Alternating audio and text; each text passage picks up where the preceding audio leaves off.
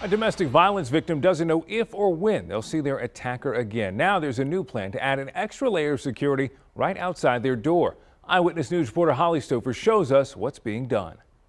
Thumb screw locks that you can put on the windows. For her own safety, this single mother didn't want to show her face on camera. We'll call her Maria. She's been through a lot over the holidays. Last month, her partner became violent and choked her. For now, he's in jail. Maria doesn't know when he'll get out. I think anytime I hear a knock at the door, not knowing who it is kind of scary. Maria knew she needed a security system, but she couldn't afford it on her own. Did you go through the handbook already? I did. Okay. Yes, thank you. Through a partnership with Ring, BCSO installed a $200 video doorbell at her home, free of charge. Ring donated 50 of these devices to the agency. Sheriff Javier Salazar decided to give them to victims of domestic violence.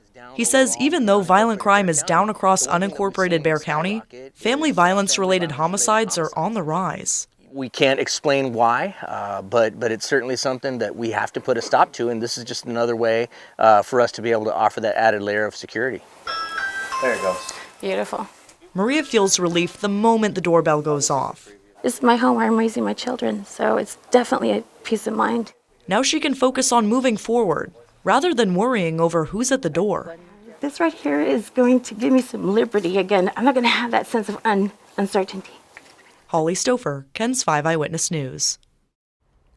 Deputies want to make sure the right people get these devices. To see if you're eligible for the program, you can call 210-335-6070 or email voices@bear.org.